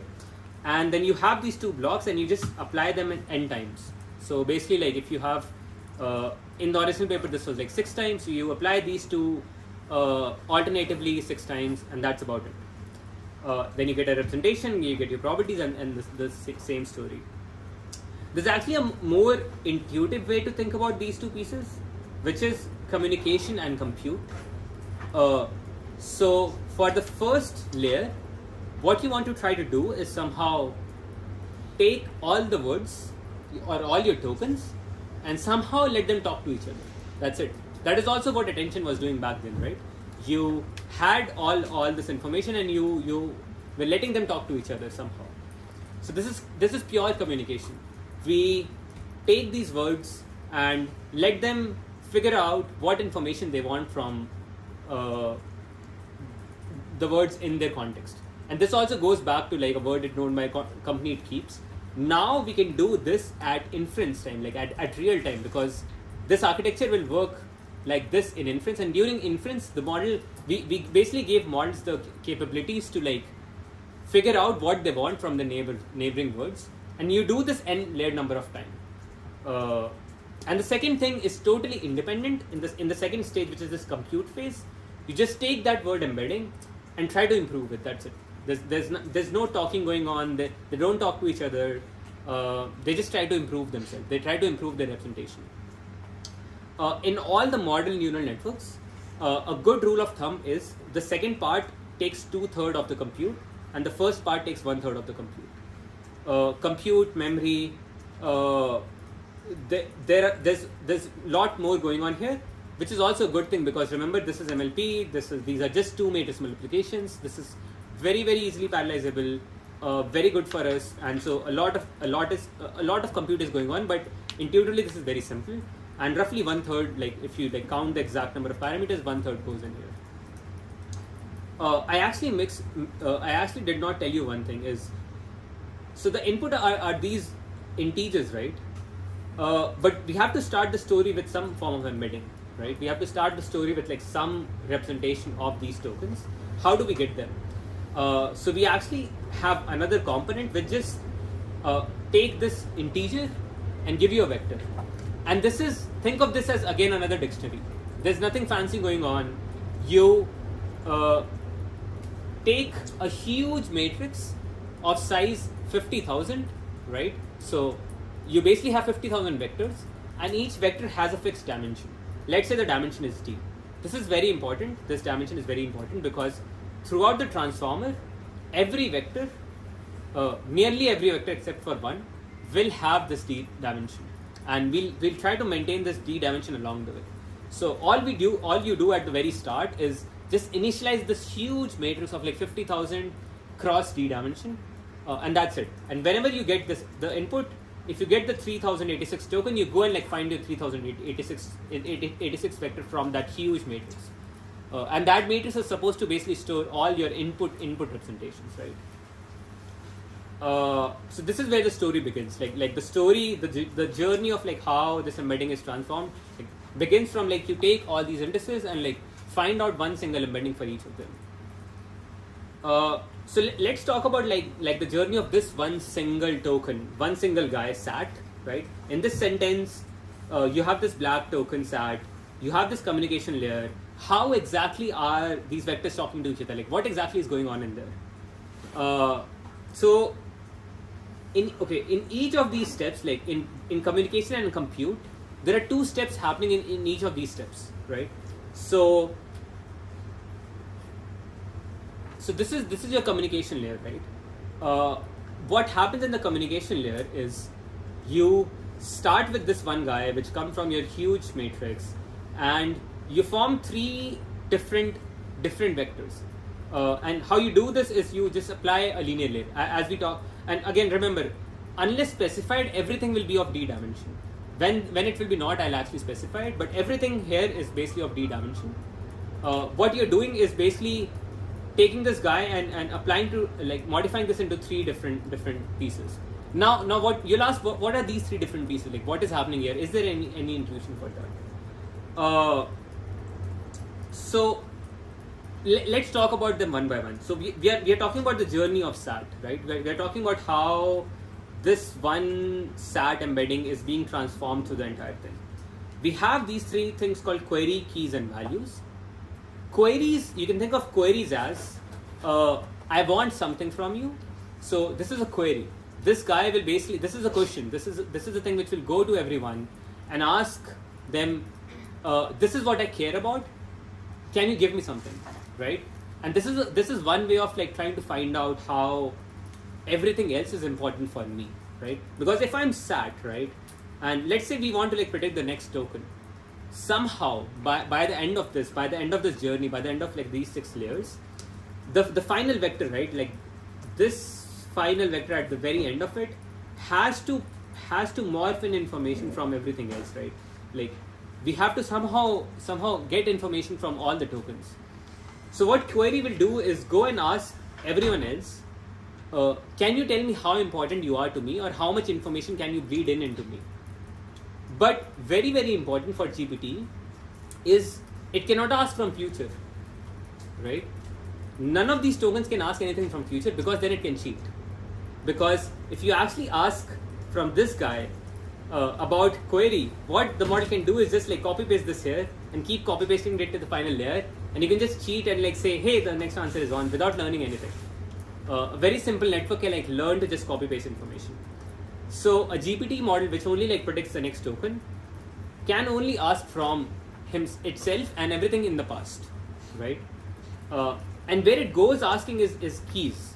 So all the keys are basically trained to like give you information, or like give you how relevant they are to like all the queries of the future, right?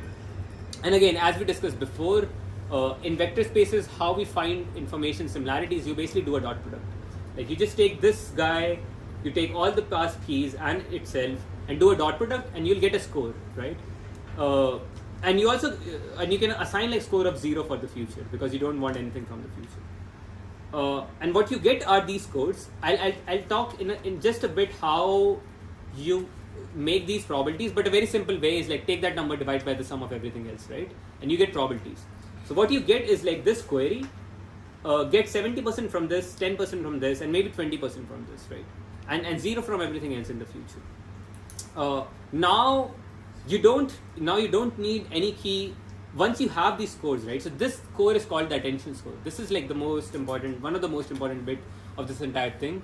This is called self-attention, because you are attending to your own sequence, including yourself. So this piece is called self-attention, where you attend to yourself and every token in the past, and these scores are called attention scores. So what you get here are attention scores, which basically tells you how important everything up to this point is important for you. And then all you need to do is like bleed information together, right? How you do that? You do that by taking the value, which is the third vector which is setting around. So if you think about it, keys and queries just tell you how important they are, but what is the main important thing comes only through the values. And all you do is you take all the values, like even including the future one, you can just multiply them by 0, so you basically don't include any information from the future. And you just take a dot product. You take a weighted mean, right? Is the value of the token, the value is the token that it is, or the value is what? The value is the third vector which everyone is like emitting. So every token is emitting 3 different tokens. Right, okay. So everything was asked to like emit 3 different things from 3 different linear layers. So in the diagram it's not shown, but there are like 3 different linear layers. They all have different jobs. Their job is to like emit 3 different vectors, and they all have different responsibilities. In what context is value computed? Like what information goes into? Is it just the token itself? Just the token itself, that's it. Just the token itself. For this layer. For the next layer, it will be whatever is coming from the previous layer, which would be this new thing that we are just about to compute. That will be passed to the next layer, right? Yeah, so now you can like just bleed in past values and including my value. So and like nothing from the future. So at this point, if you think about the output, which is like the sum of this thing, is basically contextual SAT, which is the token SAT plus all the information from past tokens soaked in. So now the output of this particular self-attention is basically a new information, which what the SAT thing is how the past tokens, including itself, is important to it. So literally after the first layer, after the first communication layer, in fact, all your information is bled in together. and the output is basically some aggregation of everything up till this point.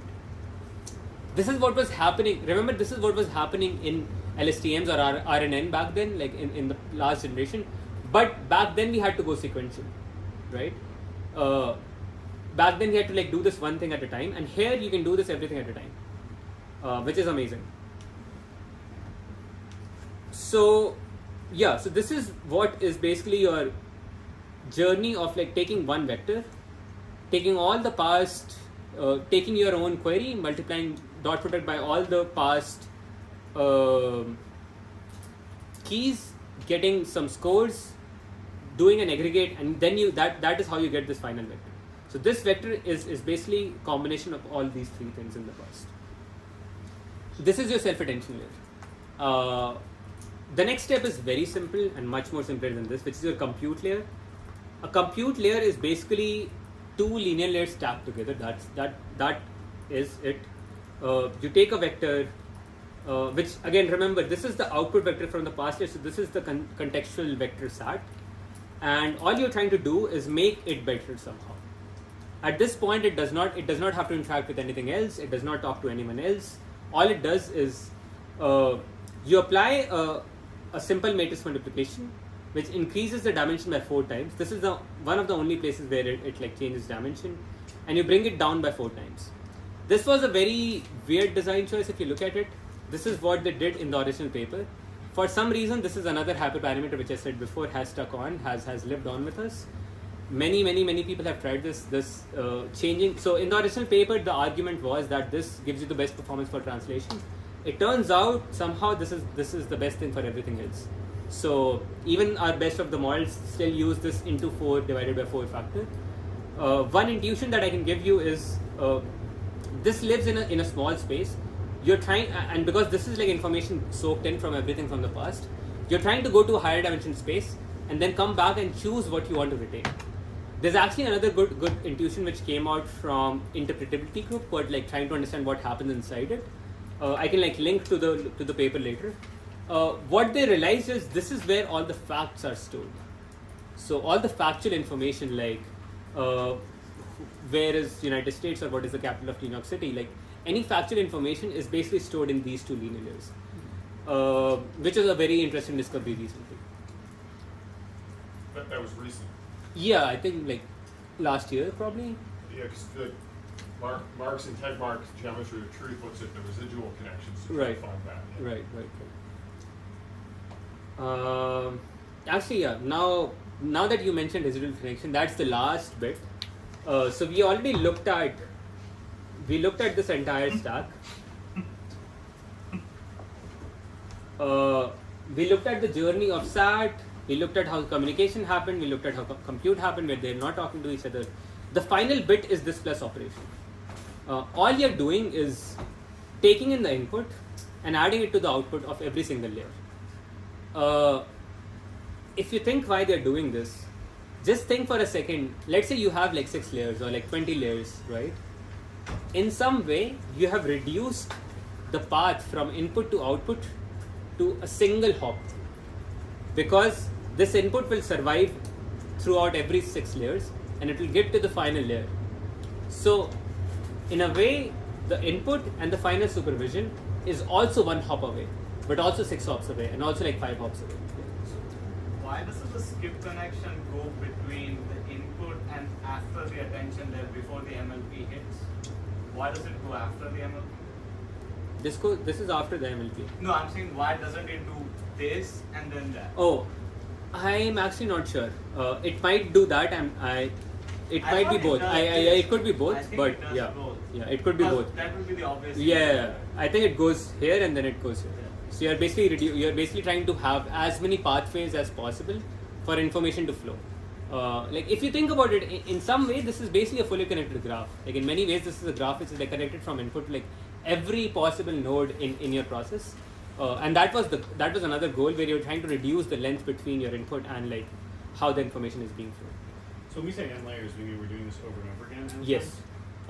Yes, we are doing this over and over, but they all have different weights. So this is different from LSTM, where we were actually doing a for loop. where we had the same weights and like copy posting them. Here we actually have different weights. So we have to pre-decide how many layers we want in advance. Like we cannot do this at variable number of time.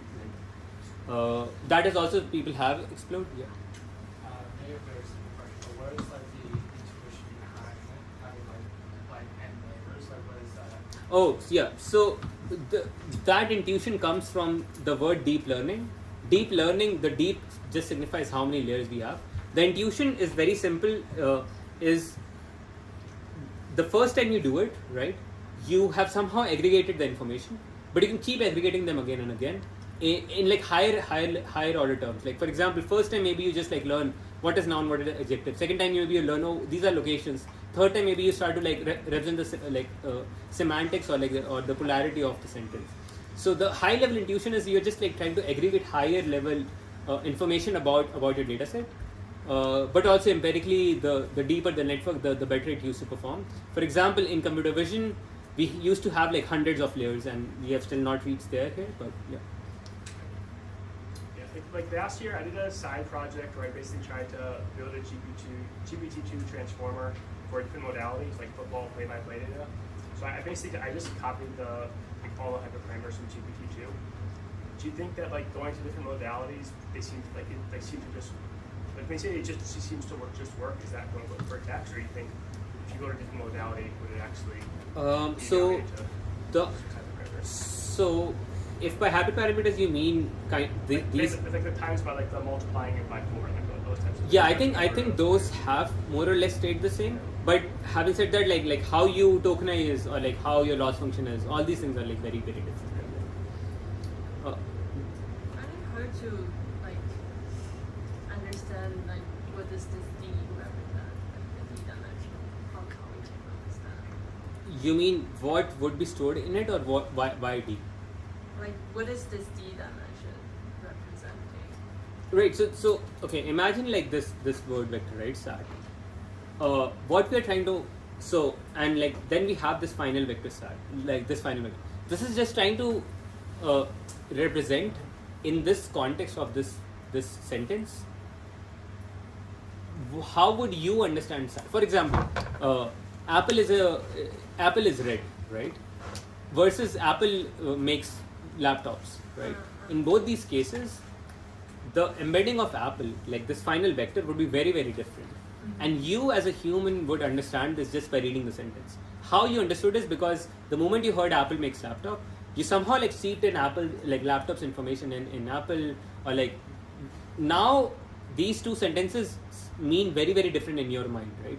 Like this representation that you have in your mind, which is very different for the same word, is what we're trying to achieve here. Is can we get like an embedding or this d-dimension vector which somehow stores the representation for this text, but also to predict the next token, because we also have to keep in mind the task at hand. Like, so how can we like store all the information so that we can actually solve the task? So how is it like determine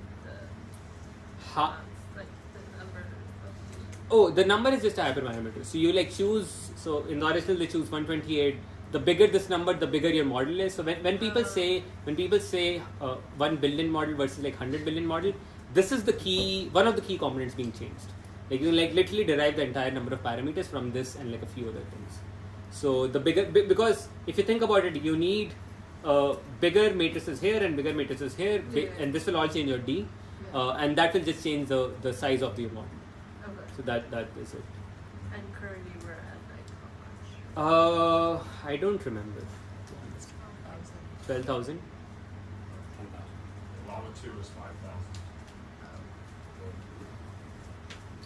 I mean, you mentioned earlier like 1/3 of compute is for like attention, like 2/3 of compute is spent on MLP. It seems like there's so much more research spent on optimizing attention if MLP is what takes the majority of compute. Right. That is a very good question. That is because compute has never been our bottleneck. As I mentioned before, the key element is memory, and it always will be. In all the optimizations that we'll talk about, so for example, H100 has roughly 2 orders of more compute than it has memory bandwidth. So we are very very limited by memory. And actually, that is a very good question, because I can actually show you right now in this photograph here. You see, we had to like compute these scores. Let's say the sequence is like 100,000 long, right? Like current language models have roughly like 200,000 to 1,000,000 tokens, right? Let's say you have a modern language model which is like 200,000. So they have to fit this 200,000, right? And what they have to compute is for every token, how much every other token mean. This is a 200,000 cross 200,000 matrix, which cannot fit on any possible hardware possible on this planet, right? Like at least not on a single GPU, right? And that becomes a huge bottleneck. So the attention is actually not, and if you think about it, 200,000 cross 200,000, there's no D in this equation, right? This matrix is like how important everything else for everything is not at all determined by how big the model is. It does not determine by how, like you can have a very small model or a very big model. If you want to do 200K context length, you will be bounded by this matrix, which is 200,000 cross. This will purely be dependent on your context size. That is one reason character level language models are very hard, because you cannot have so many characters coming in. And that is why most of the optimization is spent on this layer, is how do we reduce the memory so that we cannot store this huge 200, like your context length / context length matrix. And nearly everything that we'll talk about will be about this optimization. Like how can we, actually, even if you think a little bit more, we actually don't need these values, like we don't need these small little guys, because at the end of the day we do an aggregate where they all disappear, right? So this huge matrix, which is like context length / context length, does not actually go forward. Like what goes forward is just this vector, right? So this itself tells us that there's a way to like optimize this where we actually never materialize or like compute this huge like context length / context length. And yeah, so that is like memory is our biggest bottleneck, even though like we spend compute somewhere else. Just to finish this final piece, now we understand like the journey of this one embedding. We had communication and then we had compute, and then we have the same story. Like we need something which is 100,000 in like modern LLMs. Back then it was 50,000, but let's say we have 100,000 words. We have a d-dimensional vector. If we have to go there, all we do is like apply a huge matrix multiplication at the very end, which could be d cross 100,000, and you get this huge vector of like 100,000 elements.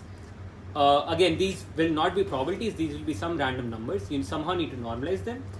And as I said before, you can do number divided by the sum of number, or what you can do is basically, this is a more stable form, both numerically stable because our laptops, our machines have limited precision, but also smooth in terms of the gradients that it represents. So all we do is we take e raised to power the number, which makes it a positive number because we want positive numbers, divided by sum of e raised to power the number. And we do this for every single element, and that just gives us the probability. So it can like, the first element will be like the probability of a car, probability of a husky, etc., etc. And we get this huge element as before, which are probabilities, and then we do the same thing as I mentioned before, where we take the probability of the right answer, try to increase it. Yeah, as we talked about. Is there a name for the matrix before normalization? You asked this before, I don't know. Oh, it's the same question. What was the question? Is there a name for the vector? What is the name of the last matrix multiplication?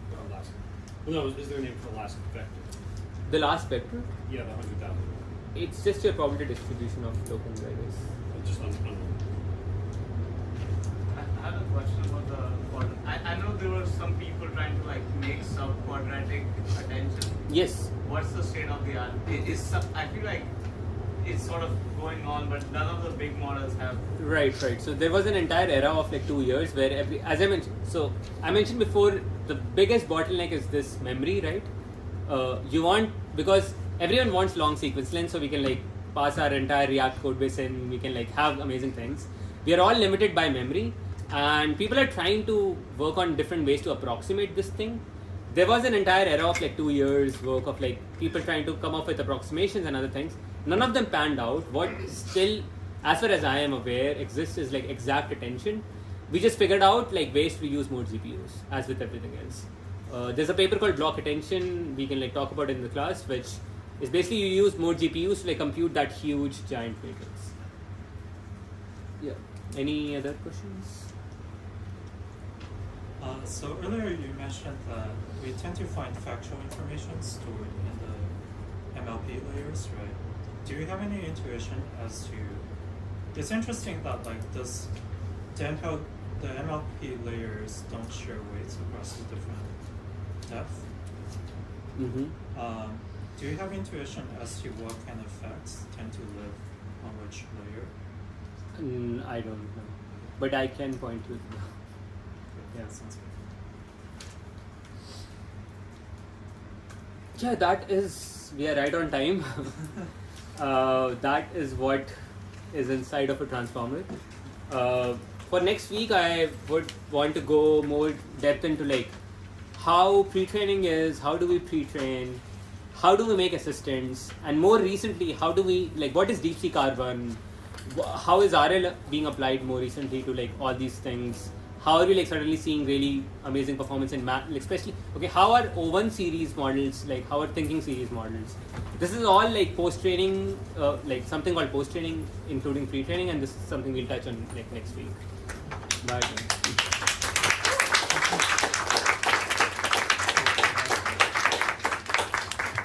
Wait, hold on. I looked up your question. Oh. Something like By the before you guys leave, can we also like rearrange these seating areas? Yeah. And also, if this is your first time in this space, we are a co-living community called Homebrew.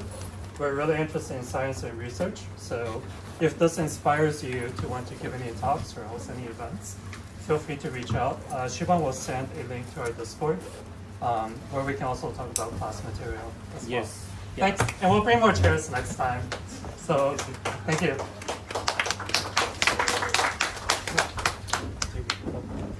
That was amazing. What? It's so hot. We'll have more pens too. I have a question.